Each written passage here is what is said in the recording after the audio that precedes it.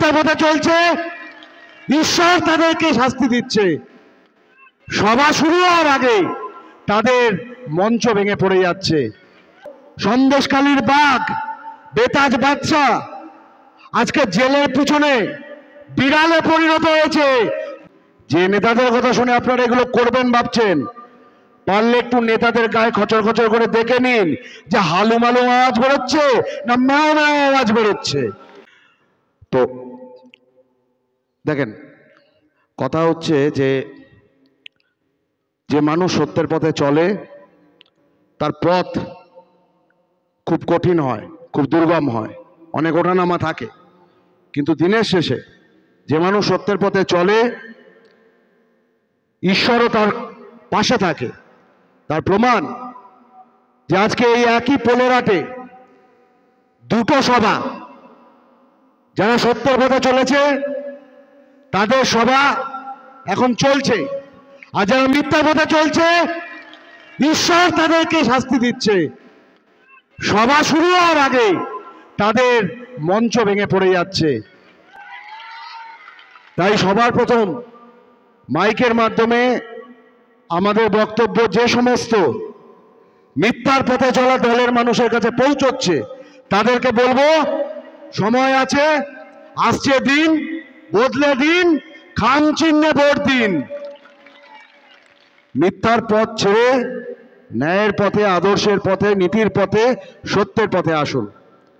মিথ্যার পথে থাকতে গিয়ে কি অবস্থা হয় তা তো আপনারা দেখতে পাচ্ছেন। নিজেকে যারা বাঘ বলতো, সন্দেশখালীর বাঘ বেতাজ বাচ্চা আজকে জেলের পিছনে বিড়ালে পরিণত হয়েছে, দল দাঁড়াচ্ছে না তার পাশে।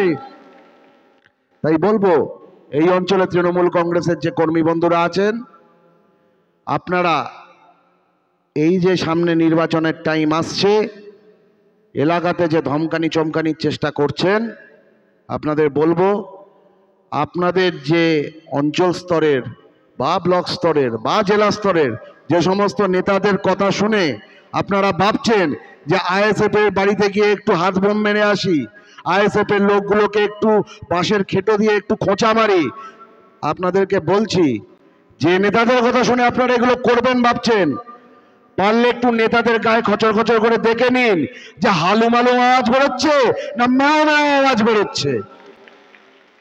বলা যায় না, আপনার সামনে হালু হালুম করছে। যে মুহূর্তে আইএসএফ কেস করবে আর কেসে যখন হচ্ছে জেলের পিছনে গিয়ে হাজির হবে, তখন এখানকার এককালের তাজা নেতার মতো তারা হয়তো মিউ মিউ করে কাঁদতে কাঁদতে চোখের জল ফেলবে। আপনারা বুঝতে পারছেন না এখন আপনাদের তখন কি অবস্থা হবে। তাই সবার আগে এখানে যারা আজকে উপস্থিত হয়েছেন সকলকে অত্যন্ত ধন্যবাদ। সংগঠক যারা এখানে আছেন উপস্থিত মঞ্চে সকলকে একসঙ্গে অভিনন্দন জানাচ্ছি। আলাদা করে বলতে গেলে অনেক সময় চলে যাবে। মূলত যে কথা, যে আগামী 1 তারিখে যে ভোট, সেই ভোট আপনারা দেবেন। আমরা বলছি না যে আপনারা আইএসএফকে ভোট দেবেন, যাকে ইচ্ছা তাকে ভোট দেবেন, এ আমার কথা নয়, আমাদের দলের চেয়ারম্যানের কথা, যে যাকে ইচ্ছা তাকে ভোট দেবেন। কিন্তু ভোট দেবার সময় যে কথাটাকে মাথায় রাখবেন সেটা হচ্ছে যে 2009, বেশি পিছনে যেতে হবে না, 15 বছর আগে, মানে আমি তখন সদ্য রাজনীতি করা শুরু করেছি। 15 বছর আগে, মানে এখন যারা আমাদের বাপ দাদা চাচারা আছেন তারা ফুলদমে তখন হচ্ছে রাজনীতি করতেন। তো সেই 15 বছর আগে 2009-এ যখন এই যাদবপুর কেন্দ্রে কবির সুমন নামে একজন তৃণমূলের প্রার্থী হলেন, তাকে এই অঞ্চলের মানুষ, গোটা যাদবপুরের মানুষ দুহাত ভরে ভোট দিয়েছিলেন। কেন ভোট দিয়েছিলেন? ভালো গান গাইতেন বলে ভোট দিয়েছিলেন। এইভাবে যে কবির সুমনকে ভোট দিলে তার আগে 2004 থেকে 2009 কাজের মানুষ বলে বামফ্রন্টের যে নেতা বিখ্যাত ছিলেন, সেই সুজন চক্রবর্তী যে কাজ করেননি, ভাঙড়ের বুকে যা যা কাজ সুজনবাবু করে উঠতে পারেননি, সেই কাজ যাতে কবির সুমন করে, যাতে এই পোলেরাট অঞ্চলে মানুষের উন্নয়ন হয়, যাতে ওই পোলেরাট 2-এর মানুষের উন্নয়ন হয়, যাতে গোটা ভাঙড় সহ যাদবপুরের মানুষের উন্নয়ন হয়, তাই কবির সুমনকে মানুষ ভোট দিয়েছিলেন। 2009 ভোট হলো, কবির সুমন ভোটে জিতলেন, দিল্লি গেলেন, দিল্লি থেকে ফিরলেন, ফিরে এসে মমতা বন্দ্যোপাধ্যায়ের সঙ্গে ঝগড়া হলো, গড়িয়ার ফ্ল্যাটে ঢুকে ছিটকিনি তুলে দিলেন, আর 4 বছর বেরোলেন না। প্রতারিত হলেন ভাঙড়ের মানুষ। 5 বছর বাদে 2014 একজন শিক্ষাবিদ এলেন, বলা হলো নেতাজি সুভাষচন্দ্র বসুর বাড়ির লোক। আমরা ভাবলাম হ্যাঁ খুব ভালো, শিক্ষিত মানুষ, আগের বারের মতো নিশ্চয়ই হবে না, এবারে নিশ্চয়ই যাদবপুরের মানুষ, ভাঙড়ের মানুষ তারা উন্নয়ন দেখতে পাবে, তাদের এলাকার যে সমস্যা সেই সমস্যার সমাধান হবে। আবার মানুষ ভোট দিল, দুয়ার পরে ভোট দিল।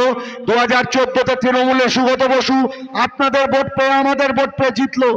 জেতার পর বলল যে আমি তো লন্ডনে একটা কলেজে পড়াই, ওই কলেজে আমাকে মাসে 1.5 লাখ পাউন্ড দেয়। ওই সময় 1 পাউন্ডের দাম ছিল 70 টাকার কাছাকাছি। 1.5 লাখ পাউন্ড মানে প্রায় 35 লাখ টাকা মাসে মাসে। আর সাংসদের তখন বেতন 1 লাখ টাকার কাছাকাছি। বললো ওই অত দামি চাকরি আমি ছাড়তে পারবো না, তাই আমি বছরে 9 মাস লন্ডনে পড়াবো, 3 মাস আমি এখানে আসব। তো আমার ভাঙড়ের মানুষ, আমার যাদবপুরের মানুষ, তারা 5 বছরে 5 বরং 60 মাসের সাংসদ চেয়েছিল, পেল 5 বছরে 3 মাস করে 15 মাসের সাংসদ। সেই 15 মাসে যদি তৃণমূল কংগ্রেসে এখানকার কোন কর্মী বন্ধু বলেন যে 15 দিনও সাংসদ, তার সাংসদ এরিয়াতে, গোটা সাংসদ এরিয়াতে তিনি ঘুরেছেন, তাহলে এই মঞ্চ থেকে আমি নেমে চলে যাব, আর বক্তৃতা দেব না। 15 মাসে 15 দিনও সাংসদ আসেননি, আবার প্রতারিত হলেন 5 বছর। 2019-এ এমন একজন প্রার্থী হলেন তৃণমূল কংগ্রেসের, যিনি প্রচারে যখন বেরোলেন এই ভাঙড়ের মাটিতে, ওই বারুইপুরের মাটিতে, ওই সোনারপুরের গ্রামে গ্রামে প্রচারে যখন বেরিয়েছিলেন, এই একদম কবজি অব্দি হচ্ছে, কনুই অব্দি, সাদা গ্লাভস পরে হাতে বেরিয়েছিলেন। কারণ জনসংযোগের সময়, প্রচারের সময় গ্রামের মানুষের হাত টাচ করলে যাতে চামড়াতে কালো রং না লেগে যায়, তাই হাতে সাদা গ্লাভস করে বেরোলেন। এবং তারপরেও গ্রামের মানুষ তারা ভোট দিলেন মিমি চক্রবর্তীকে 5 বছরের জন্য আরেকবার। কি পেলেন ভাঙড়ের মানুষ? কি পেলেন ভাঙড়ের মানুষ? কি পেল সোনারপুরের মানুষ? কি পেল বারুইপুরের মানুষ?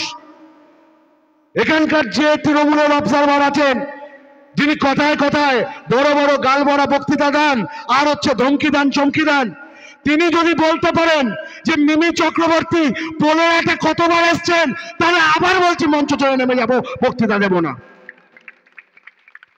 তাহলে 3-3টে সাংসদ 2009 থেকে 2024, 15 বছরে 3 জন সাংসদকে 3 বার ভোট দিয়েছেন, বিশ্বাস করেছেন ওই দলটা তৃণমূল কংগ্রেসকে, যারা আসলে গ্রামের মানুষের ভোট নিয়ে তারা আসলে তাদের সাংসদদেরকে দিল্লিতে পাঠায় ফ্রিতে 30 টাকার মুরগির মাংস, খাসির মাংস আর ভাত খাওয়ার জন্য।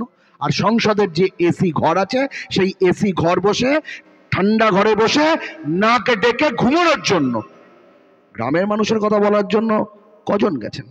কজন গেছেন? আজকে মিমি চক্রবর্তী, কবির সুমন, সুগত বসু, এই লিস্টটা যদি দেখা যায়, তাহলে এই লিস্টটা দেখে আপনারা ভাবুন যে গত 15 বছর ধরে আপনাদের এখানকার যে সমস্যা, আর্সেনিক মুক্ত পানীয় জলের সমস্যা, ভাঙড়ের যে কৃষি যে কাজ, সেই কৃষি কাজের জন্য আন্তর্জাতিক মানের কৃষি ভান্ডার, হিমঘর তৈরির সমস্যা, আপনাদের এই ভাঙড় অঞ্চল শুধু নয়, গোটা যাদবপুরে একমাত্র যাদবপুর বিশ্ববিদ্যালয় বাদ দিয়ে গ্রামের ছেলেমেয়েদের পড়াশোনার জন্য বিশ্ববিদ্যালয় নেই, সেই সমস্যা।